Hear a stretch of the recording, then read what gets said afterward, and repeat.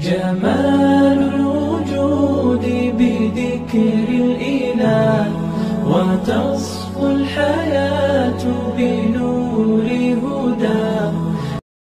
Saya sempat tidak terlalu perhatian dengan masalah virus corona, kecuali yang berkaitan dengan masalah agama, khususnya tentang hadis seputar obatnya, doa dan zikir penangkalnya, serta beberapa tips duniawi untuk mencegahnya.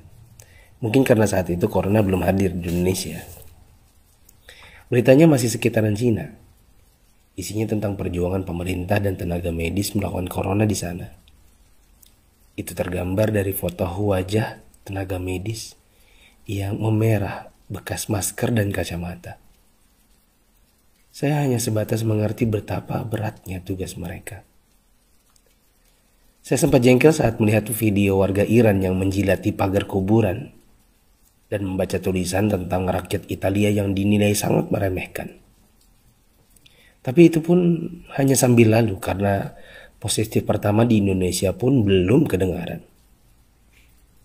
Tanggal 2 Maret 2020 yang ditakutkan pun terjadi. Pasien corona pertama di Indonesia diumumkan oleh Presiden Jokowi. Inilah takdir Allah yang harus sabar dihadapi. Pandemi corona telah memasuki negeri ini. Jumlah pasiennya bertambah hari demi hari. Gambar-gambar mirip dengan yang di Cina bermunculan di grup sana sini. Ada bekas alat pelindung diri tergurat di pipi. Tenaga medis bicara dengan kertasnya. Kami kerja untuk kalian, mohon kalian tetap di rumah untuk kami. Ada juga yang bunyinya, haus, ingin minum, tapi gak berani. Seorang dokter yang sudah sepuh dalam balutan baju perang seolah berkata, jikapun ajal datang, tidak mengapa. Karena raga yang sudah tua ini memang harus ikut berjuang, tidak hanya bisa berdiam diri.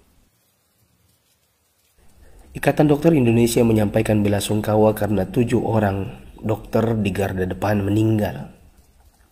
5 dari mereka wafat karena tertular virus ini.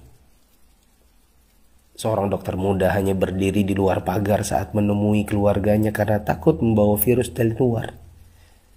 Meskipun foto ini aslinya dari Malaysia. Ternyata APD medis harganya sangat mahal. Dan sekali pakai saja. Saking krusialnya, para ulama dan ustadz-ustadz yang mumpuni ilmunya sampai mengeluarkan fatwa. Bolehnya tim medis sholat tanpa wudhu, tanpa tayamum. Lantaran pelindung dirinya tidak boleh sembarang dibuka. Tak hanya itu, ada juga fatwa sahnya sholat meskipun ada najis. Karena baju medis ini bukan baju biasa. Sekali dipakai untuk satu shift jaga, berjam-jam tanpa makan, minum, bahkan buang air dengannya menggunakan pampers orang dewasa. Bayangkan lagi jika dokter dan perawat wanitanya adalah ibu atau saudari kita yang sedang mengalami datang bulan. Dan lagi deras-derasnya. Atau dia istri kita yang harus berjuang di rumah sakit, sementara punya bayi yang juga harus disusui tapi tak bisa. Ada pun yang wafat, mayatnya tidak bisa dimandikan, bahkan tidak ditayamumkan seperti biasa, hanya disolatkan dan dikubur bersama plastik membungkusnya. Melihat dan membaca berkali-kali, saya pun akhirnya bisa memahami dengan hati. COVID-19 ini bukan sakit biasa. Dan tugas tenaga medis sangat berat terasa. Kalau bukan karena tidak ingin ditanya keluarga ada apa, saya banyak mengalirkan air mata. Untuk pasien positif corona dan keluarganya, sabar ya. Insya Allah sembuh tidak lama. Jika bersabar, kita dapat pahala. Di rumah dulu sampai negatif. Kasihan jika virus ini menular ke orang lain. Apalagi kepada yang punya penyakit penyerta dan lanjut usia. Untuk yang harus keluar dan tidak ada pilihan kedua, semoga Allah memberikan saya dan teman-teman keselamatan dan rezeki untuk keluarga. Jaga kesehatan ya. Usahakan jaga jarak dengan orang di sekitar kita. Kita tidak tahu siapa yang tertular, siapa yang sehat. Karena yang positif corona pun bisa jadi tidak merasa karena tidak ada gejala. Untuk yang masih abai dari solidaritas bersama, saya ingin mengetuk pintu hati dan meminta waktu teman-teman sebentar saja. Yuk kita berpikir bersama. Jika teman-teman menggunakan media sosial atau punya kotak kaca media massa, teman-teman pasti sudah mendengar berbagai penjelasan wabah yang melanda. Pemerintah, dokter, para pakar sudah bicara. Dari wawancara hingga rekaman video HP sederhana. Para ahli statistika mengemukakan data dengan tabel, grafik, dan semua media yang mereka punya. Teman-teman pun tinggal ketik halo di WA COVID-19 dan bertanya dengan input 1 huruf saja. Jika data itu jelimet untuk dibaca, mungkin teman-teman bisa nonton versi kartunnya.